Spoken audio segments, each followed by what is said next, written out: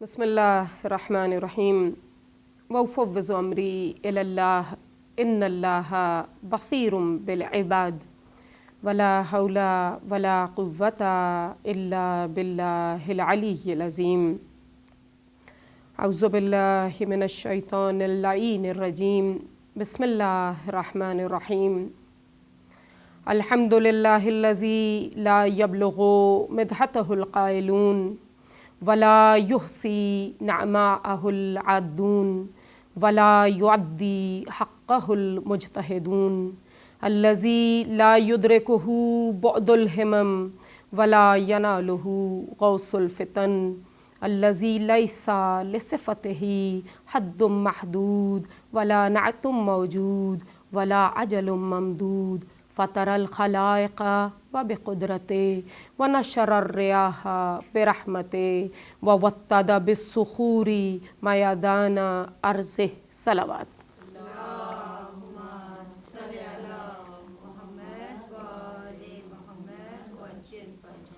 ثم الصلاة والسلام على سيد الثقلين نبي الحرمين صاحب قاب قوسين جد الحسن والحسين مولانا أبي القاسم محمد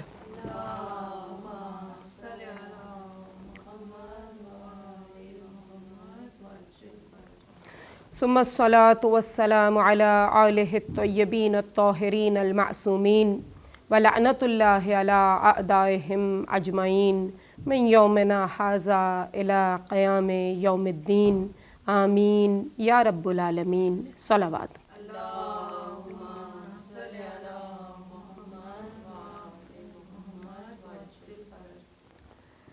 چودہ سو 42 ہجری کے ماہ محرم کے عشرہ مجالس میں اس پہلی مجلس میں آپ کی خدمت میں چند عرائض پیش کرنے کا شرف حاصل ہو رہا ہے، اور ہم اور آپ اس وقت کوثر ہدایت کربلا کے کنارے پر حسین ابن علی کی ذات بابرکات سے اپنے حصے کا فیض وصول کرنے آئے ہیں۔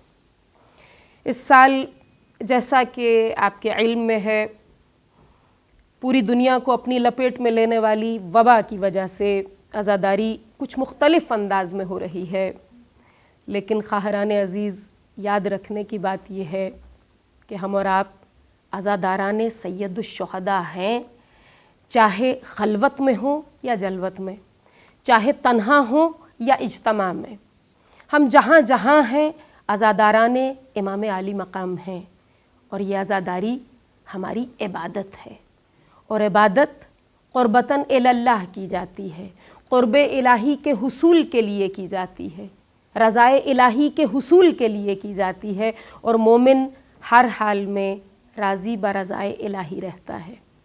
ہم نے اور آپ نے سینکڑوں سال سے اور ہمارے آباء و اجداد نے ایک انداز سے عزاداری کی، اب جب اس وبا کی وجہ سے کچھ مختلف انداز میں عزاداری کر رہے ہیں، تو جیسے پہلے راضی برضائے الہی تھے، اسی طرح آج بھی راضی برضائے الہی ہیں، اور عزاداری سید الشہداء ہمیشہ سے ذہنی اور فکری بیماریوں سے نبردآزما رہی ہے، اور پروردگار عالم کے کرم سے محمد و آل محمد کے صدقے میں ہم انشاءاللہ اپنے اس سفر کو جاری و ساری رکھیں گے۔ درود پڑھ دیجئے محمد و آل محمد پر۔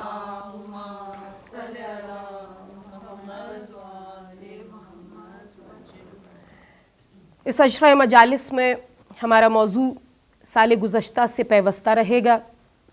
سال گزشتہ اس عزاخانے میں، اس حسینیے میں آپ کی خدمت میں جو چند عرائض پیش کیے گئے وہ قرآن شناسی سے متعلق تھے۔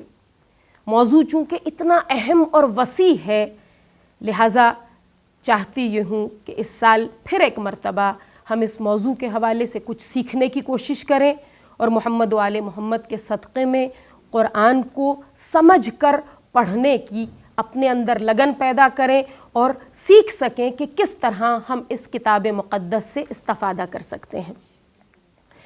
یہ موضوع اس لیے منتخب کیا گیا کہ آپ جانتی ہیں رسول مقبول صلی اللہ علیہ وآلہ وسلم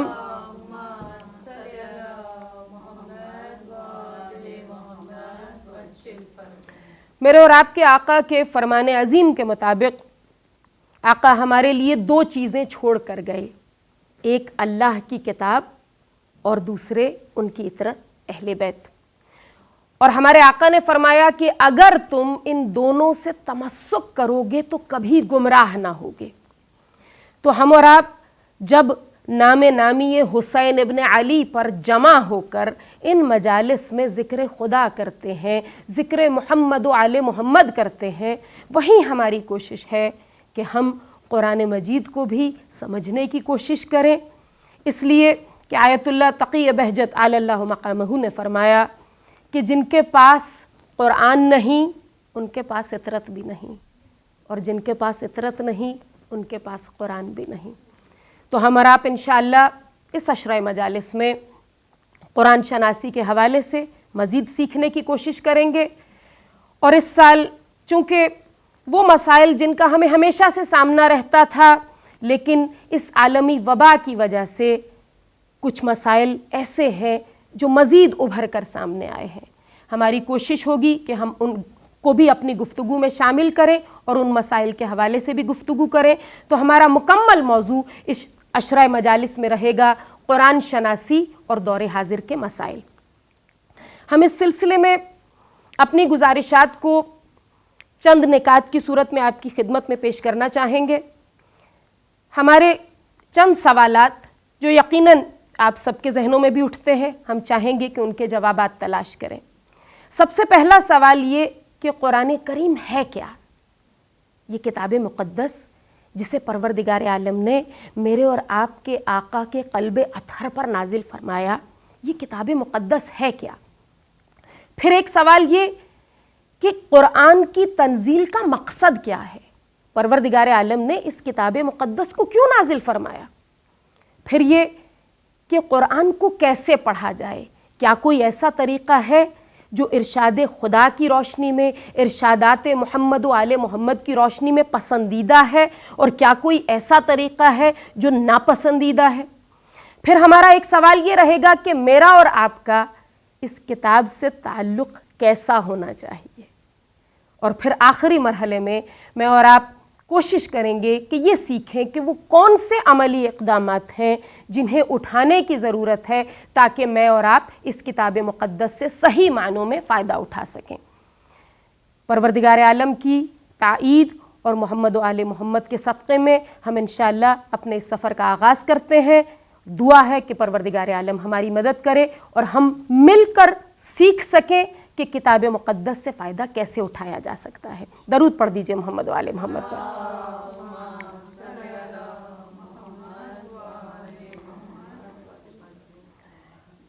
پروردگار عالم اپنی کتاب قرآن کریم کے آغاز ہی میں سورہ بقرہ کی ابتدا میں ارشاد فرماتا ہے، بسم اللہ الرحمن الرحیم، ذالک الکتاب لا ریب فیہ۔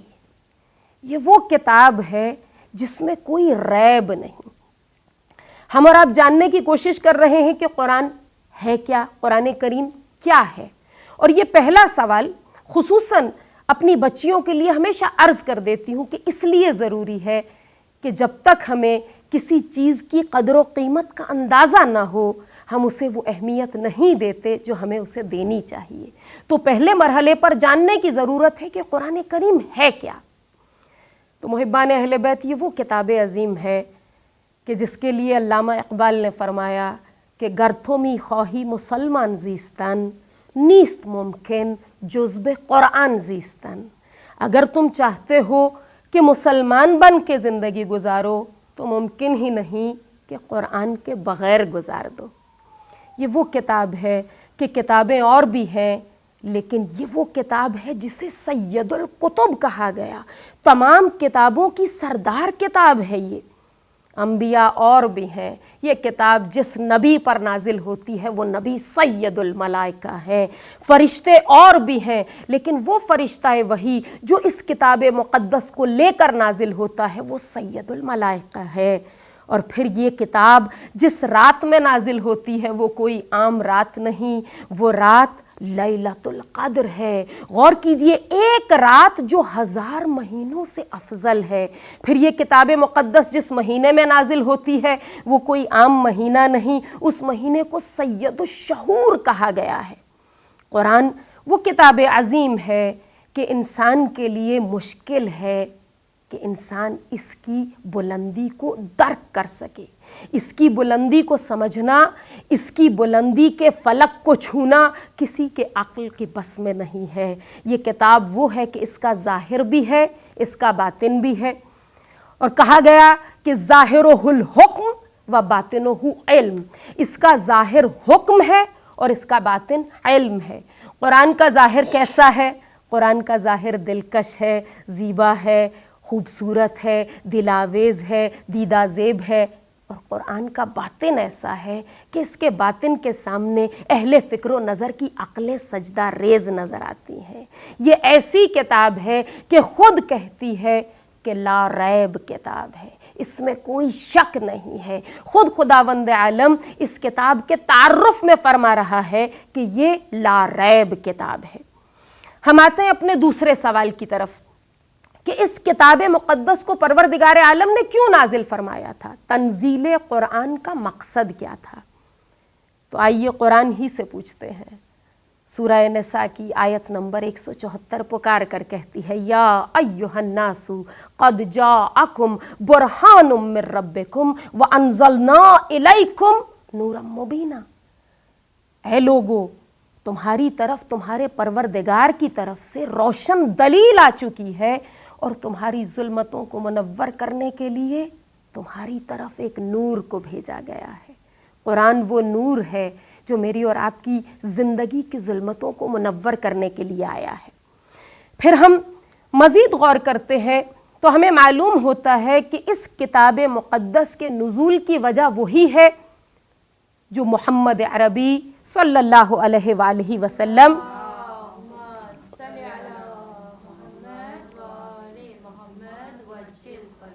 وہی وجہ، وہی مقصد، وہی ہدف جو میرے اور آپ کے نبی کی اس دنیا میں آمد کا مقصد ہے، وہی قرآن کی تنزیل کا مقصد ہے۔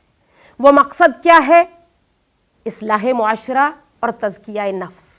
کہنے کو دو لفظ ہے لیکن مقصد ایک ہی ہے، اور وہ مقصد ہے ہدایت، ہدایت بشری۔ پروردگار عالم چاہتا ہے کہ میں اور آپ اس کی دی ہوئی ہدایت سے وہ کمال حاصل کریں جس کمال کے لیے اس نے انسان کو دنیا میں بھیجا ہے۔ اس نے مجھے اور آپ کو دنیا میں بھیجا کہ ہم اس کمال مطلق کی بلندی کو حاصل کر سکیں جس پر اس نے انسانوں کو بنایا ہے۔ اس نے مجھے اور آپ کو اشرف المخلوقات بنایا ہے۔ وہ چاہتا ہے کہ میں اور آپ اشرف المخلوقات ہونا کر کے دکھائیں، ہمارے عمل سے نظر آئے کہ ہم اشرف المخلوقات ہیں، ہمارے فعل سے نظر آئے کہ ہم اشرف المخلوقات ہیں۔ تو معلوم ہو گیا کہ قرآن کی تنزیل کا مقصد اور رسول مقبول کے بھیجے جانے کا مقصد ایک ہی ہے۔ لیکن اب سوال یہ پیدا ہوتا ہے کہ کیا میں اور آپ ان دونوں سے وہی فائدہ اٹھا رہے ہیں جو ہمیں اٹھانا چاہیے؟ جہاں تک میرے اور آپ کے نبی کی بات ہے، آپ مجھ سے بہتر جانتی ہیں، جگہ جگہ نبی کی سیرت بیان ہوتی ہے، جگہ جگہ نبی مکرم کی سیرت کے چرچے ہوتے ہیں۔ پکار پکار کر کہا جاتا ہے یہ وہ ہستی ہے جسے کہنے والوں نے صادق اور امین کہا۔ لیکن ذرا سا غور کیجئے گا، بیان کرنے والے ایسے بیان کرتے ہیں کہ جیسے معاذ اللہ کسی اور دنیا کی بات ہو رہی ہو، اس لیے کہ غور کرنا بھول جاتے ہیں کہ کہنے والوں نے صادق اور امین کہا، لیکن کنہوں نے کہا؟ وہ جو اپنے زمانے کے جھوٹے تھے انہوں نے میرے اور آپ کے نبی کو صادق کہا۔ وہ جو سارے زمانے کے خائن تھے، خیانت زدہ معاشرے میں رہنے والوں نے میرے اور آپ کے نبی کو امین کہا۔ اور میرا اور آپ کا رویہ کیا ہے؟ نبی صادق تھے، ہمارے اور آپ کے معاشرے میں کیا دیکھنے میں نظر آتا ہے کہ محبان اہل بیت جھوٹ کو کبھی مصلحت کا نام دیا جاتا ہے، کبھی مجبوری کا نام دیا جاتا ہے۔ بعض اوقات تو دل دکھتا ہے جب ہم یہ سنتے ہیں کہ زبان سے نکل گیا تھا، احساس ہی نہیں ہوا، اور پھر ہم بڑا دعویٰ کرتے ہیں کہ ہم عاشق رسول ہیں، ہم سنت رسول پر چلنے والے ہیں، ہم محمد عربی پر جان دینے والے ہیں۔ اب آئیے ذرا دوسری طرف دیکھ لیتے ہیں کہ قرآن کے ساتھ ہمارا رویہ کیا ہے۔ وہ مسلمان جو دنیا بھر کی کتابیں بڑے شوق سے پڑھتے ہیں، جب قرآن پڑھنے بیٹھتے ہیں ساتھ ہی ساتھ دیکھتے جاتے ہیں کتنے صفحے رہ گئے، کتنی آیتیں رہ گئیں۔ آپ ذرا خود ہی بتائیے، جو چیزیں ہمیں محبوب ہوتی ہیں، ہمیں پسند ہوتی ہیں، کیا ان کے ساتھ ہمارا رویہ ایسا ہوتا ہے؟ آئیے محمد و آل محمد سے پوچھتے ہیں کہ قرآن سے میرا اور آپ کا تعلق کیسا ہونا چاہیے۔ نبی مکرم محمد مصطفیٰ صلی اللہ علیہ وآلہ وسلم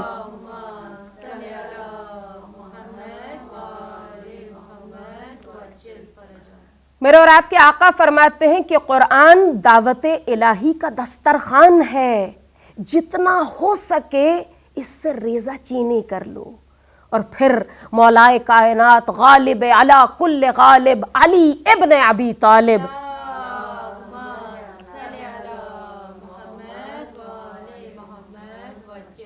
میرے آقا کا وہ عظیم فرمان کہ جب میں چاہتا ہوں کہ میں خدا سے گفتگو کروں تو میں نماز پڑھتا ہوں، اور جب میں چاہتا ہوں کہ خدا مجھ سے گفتگو کرے تو میں قرآن پڑھتا ہوں۔ اور محبان اہل بیت، قرآن خود بتلاتا ہے کہ قرآن کو کیسے پڑھا جائے۔ سمجھنے کی ضرورت مجھے اور آپ کو ہے۔ قرآن کو پڑھنے کی بات آتی ہے، آئیے قرآن سے پوچھتے ہیں کہ قرآن کو کیسے پڑھنا چاہیے۔ قرآن پکار کر کہتا ہے وَرَتِّلِ الْقُرْآنَ تَرْتِیلًا، قرآن کو ٹھہر ٹھہر کر پڑھو۔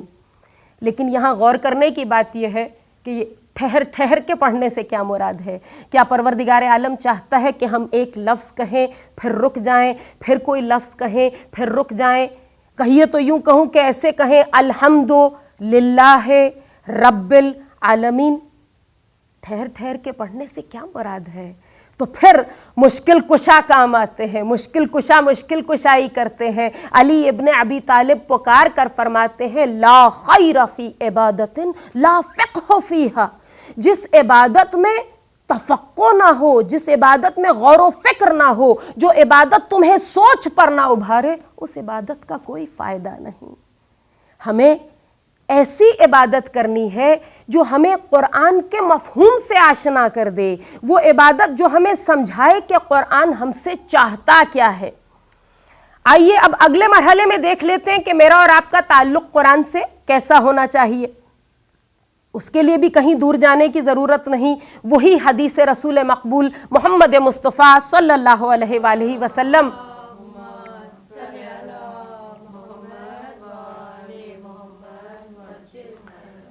جس میں میرے آقا نے فرمایا کہ میں تم میں دو گراں قدر چیزیں چھوڑ کر جا رہا ہوں۔ اسی میں میرے اور آپ کے آقا نے فرما دیا کہ اگر تم نے ان سے تمسک کیا، یاد رکھنے کی بات یہ ہے کہ مجھے اور آپ کو قرآن سے تمسک کرنا ہے، لیکن اب جاننے کی ضرورت ہے کہ تمسک ہوتا کیا ہے۔ علماء سے پوچھا گیا تو علماء بیان کرتے ہیں کہ عام طور پر تمسک کا معنی سمجھا جاتا ہے پکڑنا، تھام لینا، لیکن ہم اور آپ جانتے ہیں کہ تھام لینے کی دو صورتیں ہوتی ہیں۔ کبھی ایسا ہوتا ہے کہ کوئی چیز گرنے لگتی ہے اور ہم اسے تھام لیتے ہیں، اور کبھی ایسا ہوتا ہے کہ ہم گرنے لگتے ہیں اور ہم کسی چیز کو تھام لیتے ہیں۔ تو یہ جو ہم نے گرنے کے خوف سے کسی چیز کو تھام لیا، اسے تمسک کہا جاتا ہے۔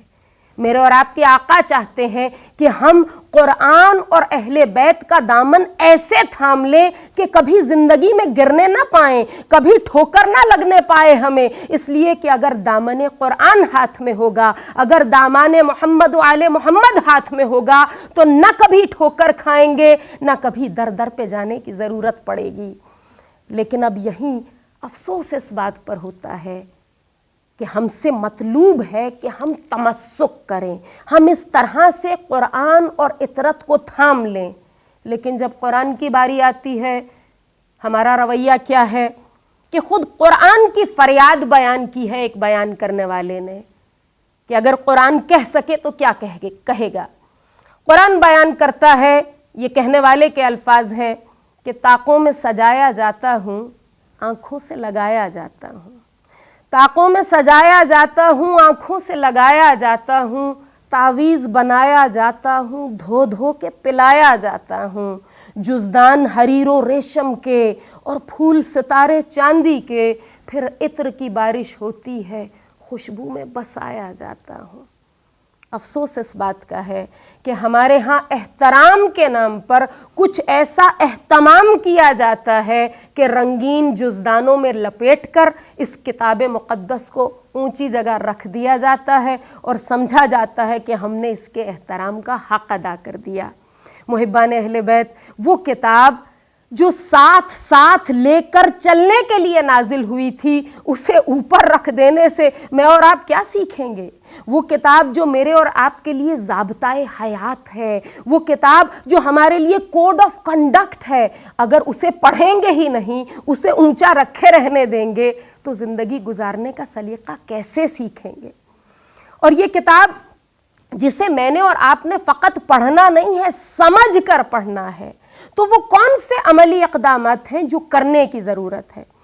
ہم اکثر اس بات پر آپ کی خدمت میں عرض کرتے ہیں کہ فقط یہ بتا دینا کافی نہیں ہے کہ خرابی کیا ہے، خرابی کا حل بتانا، مسئلے کا حل بتانا بھی ہماری ذمہ داری ہے کہ ہم بتائیں کہ اچھا یہ کام اس طرح ہو رہا ہے تو اس کا حل کیا ہے، اس کو بہتر کیسے بنایا جا سکتا ہے۔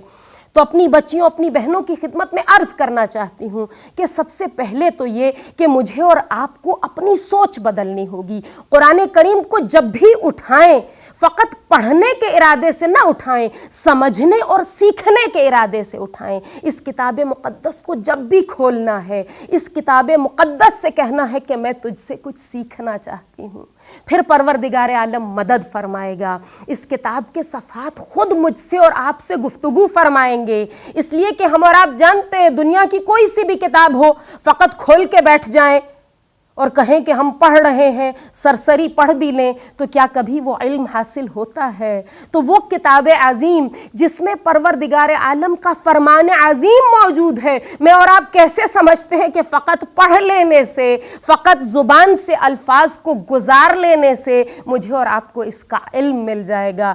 ضرورت اس امر کی ہے کہ میں اور آپ اس کتاب کو سمجھ کر پڑھیں۔ تو انشاءاللہ میں اور آپ اپنا معمول بنائیں گے۔ خدا کا لاکھ لاکھ شکر ہے کہ قرآن کو پڑھنا ہمارے ہاں ہمیشہ سے رائج تھا اور اب اس میں مزید اضافہ ہو رہا ہے۔ وہ آسانیاں جو آج کی اس نئی زندگی کی وجہ سے، سوشل میڈیا کی وجہ سے ہماری زندگیوں میں شامل ہو گئی ہیں، اس کی وجہ سے ہمیں بار بار موقع ملتا ہے کہ ہم اپنے فون میں قرآن کو لے کر پھرتے ہیں، ہم اپنے ساتھ ساتھ اس کتاب کو رکھتے ہیں۔ اب فقط اتنی ضرورت رہ گئی ہے کہ جب کبھی پڑھیں، فقط پڑھنے کے ارادے سے نہ پڑھیں، چاہے چند آیات پڑھیں لیکن سمجھنے کے ارادے سے پڑھیں۔ درود پڑھ دیجئے محمد و آل محمد پر۔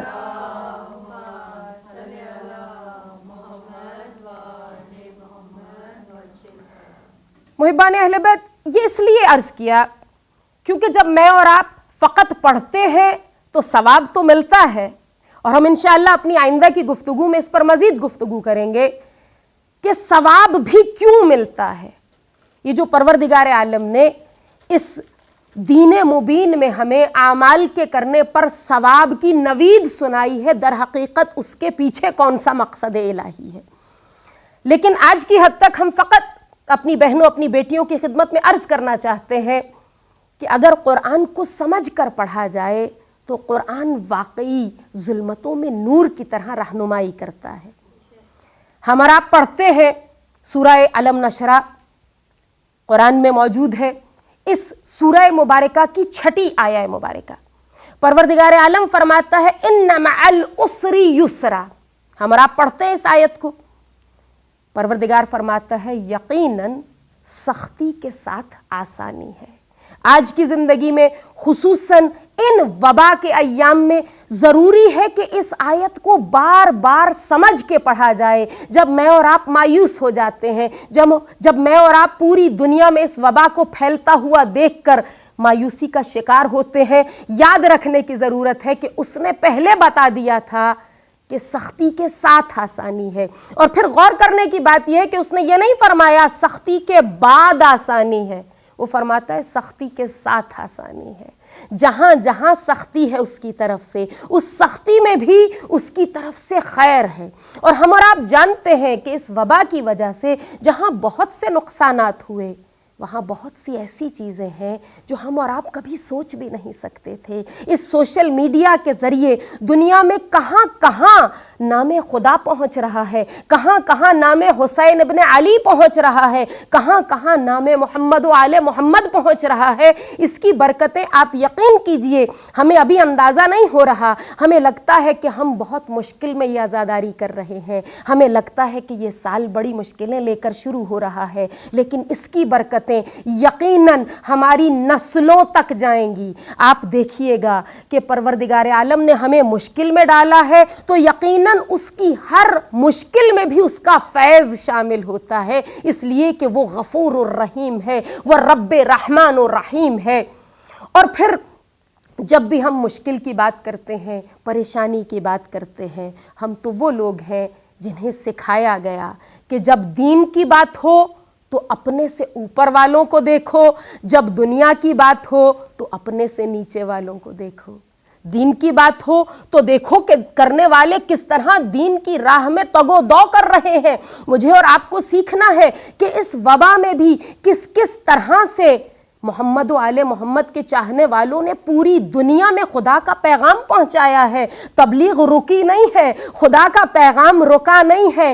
بند کمروں میں فقط ایک کیمرے کے سامنے بھی کس کس طرح سے خدا کے پیغام کو پہنچانے کا اہتمام کیا گیا ہے۔ اور مجھے اور آپ کو دور جانے کی ضرورت نہیں، دنیا میں جب یہ لاک ڈاؤن ہوا تو ہم جانتے ہیں کہ نام خدا پر، نام محمد و آل محمد پر کس طرح لوگوں کے گھروں میں کھانا پہنچایا گیا، کس طرح لوگوں کے گھروں میں امداد پہنچائی گئی۔ آپ خود سوچئے کیا یہ ثواب عام حالات میں میں اور آپ کما سکتے تھے؟ اور پھر وہ دلوں کی تڑپ جو میں آج بھی محسوس کر رہی ہوں کہ جو اس ملت کے لوگ اس محرم میں محسوس کر رہے ہیں۔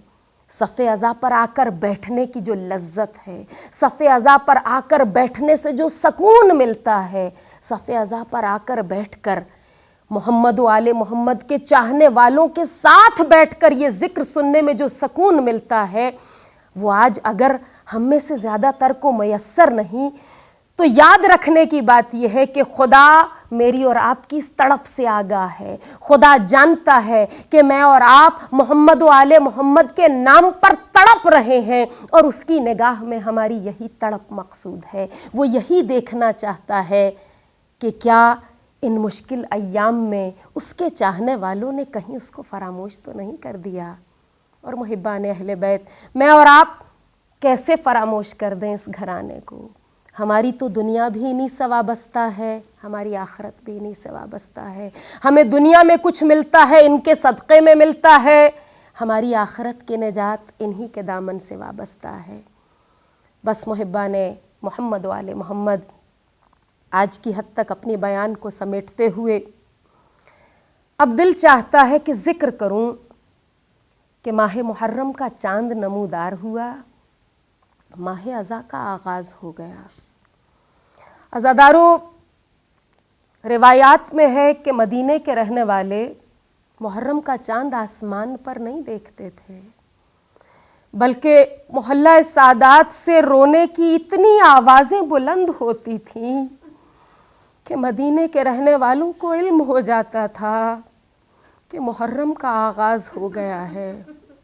عزادارو، بہار الانوار کی روایت ہے کہ چھٹے امام نے فرمایا کہ جب بھی ماہ محرم کا آغاز ہوتا میرے بابا ہنسنا بھول جاتے تھے، پھر ان کے 10 دن اس حالت میں گزرتے کہ اب ان کے لیے حزن و ملال کے سوا، رنجیدگی کے سوا کچھ نہیں ہے۔ رونے والوں، یاد دلاؤں آپ کو، چھٹے امام کے والد وہ ہیں جو کربلا میں کمسن تھے۔ امام نے کمسنی کی حالت میں کبھی اپنی ننھی سی پھوپھی کو دیکھا ہے تماچے کھاتے ہوئے، اب کبھی دیکھا ہے اپنے بابا کے پاؤں میں بیڑیاں دیکھی ہے، ہاتھوں میں ہتھکڑیاں دیکھی ہے، اہل حرم کی بیبیاں اور ہاتھ پسے گردن بندھے ہوئے۔ رونے والوں 28 رجب کا دن مدینے والوں کے لیے قیامت لے کر آیا تھا۔ رونے والوں یہ دن وہ تھا کہ تاریخ کہتی ہے مدینے میں فقط 2 مرتبہ ایسا کوہرام بپا ہوا جو اہل مدینہ نے کبھی نہیں دیکھا تھا۔ ایک مرتبہ رسول مقبول کی رحلت کے روز، اور دوسری مرتبہ اس دن جب اہل حرم مدینے سے چلے۔ رونے والوں بیان کرنا چاہتی ہوں ایک روایت کہ ایک راوی مدینے آتا ہے، مدینے کا رہنے والا نہیں ہے، لیکن 28 رجب کو جب مدینے آیا تو کہتا ہے میں نے عجب حال دیکھا، مدینے کے رہنے والے ہمیشہ اپنا خیال رکھتے تھے، اپنا لباس اچھا رکھتے تھے، اپنے بال بنا کر رکھتے تھے، ان کے چہروں پر مسکراہٹ رہتی تھی، لیکن آج میں نے دیکھا کہ آج مدینے کے رہنے والوں کا لباس مناسب نہیں ہے، بال پریشان ہے، مدینے کا ہر شخص پریشان نظر آتا ہے۔ میں نے بڑھ کر پوچھا اے مدینے والوں آج تمہیں کیا ہوا؟ کسی نے پکار کر کہا کیا تم مدینے کے رہنے والے نہیں ہو؟ میں نے کہا نہیں، مسافر ہوں۔ جواب آیا ارے آج مدینہ ویران ہو رہا ہے، آج علی و فاطمہ کا لال، آج رسول کا نواسا مدینہ چھوڑ کر جا رہا ہے۔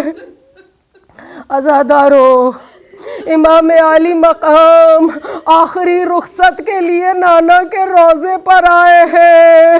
رونے والوں امام کی آخری رخصت بیان کرنے سے پہلے آپ کو یاد دلانا چاہتی ہوں، آپ میں سے جو بھی کربلا جا چکا ہے جانتا ہے جب بھی وقت رخصت آتا ہے دل کی عجیب حالت ہو جاتی ہے۔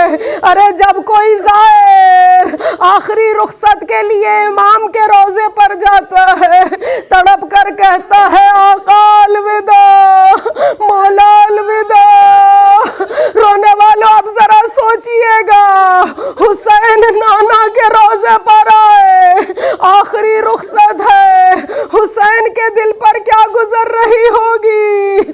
ارے پہلے دور سے سلام کیا، السلام علیکہ یا رسول اللہ، نانا میرا آخری سلام قبول کیجئے۔ اور پھر روایت کہتی ہے حسین ابن علی قبر رسول سے لپٹ کر اتنا روئے، ارے حسین کو غش آ گیا۔ اور رونے والوں جب غش سے افاقہ ہوا، ایک مرتبہ علی و فاطمہ کا لال ماں کے مرقد کی طرف چلا۔ رونے والوں مجھے نہیں معلوم آقا نے ماں سے کیسے رخصت لی، بس راوی کہتا ہے حسین آخری رخصت کو ماں کے روضے کی طرف بڑھے تو ایسے بڑھے جیسے کوئی ننھا بچہ تڑپ کر ماں کی طرف دوڑتا ہے۔ اجرکم اللہ، اجرکم اللہ۔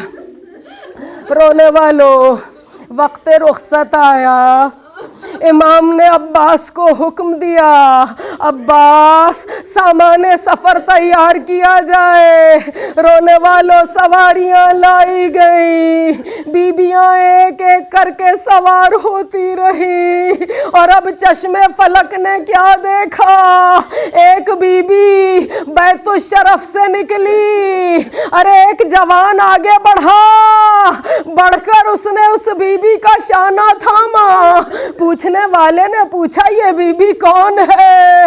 ارے پکار کر کہا گیا ارے یہ امام حسن کی بیوہ ہے، یہ ان کا فرزند قاسم ہے۔ قاسم نے ماں کو سوار کرایا، ارے پھر ایک بی بی گھر سے نکلتی ہے، ایک اور جوان آگے بڑھتا ہے، کسی نے پوچھا یہ بی بی کون ہے؟ جواب دیا گیا ارے یہ ام لیلہ ہے، جوان جو سوار کرا رہا ہے علی اکبر ہے۔ और अज़ादारों फिर एक मर्तबा चश्मे फलक ने देखा, एक बीबी कनीज़ों के झुरमुट में निकली। और अब जो ये बीबी निकली, हुसैन खुद आगे बढ़े, अब्बास आगे बढ़े, अरे ओनो मोहम्मद आगे आगे हैं, हमारी पर्दा हटाया गया। अब किसी ने पूछा ये बीबी कौन है जिसे सवार कराने के लिए इतना एहतमाम है? पुकार कर कहा गया तुम नहीं जानते, अरे ये रसूल की नवासी ज़ैनब है, ये अली और फातिमा की बेटी ज़ैनब है। रोने वालों, आपने मदीने से सवारी का एहतमाम सुन लिया, बस अब एक आखिरी मंजर सुन लीजिए। 11 मुहर्रम यही बीबियां हैं, कोई सवार कराने वाला नहीं। अरे चंद रस्सियां लाई गई, ज़ैनब और कुलसूम के बाजू और सकीना का गला बांधा गया।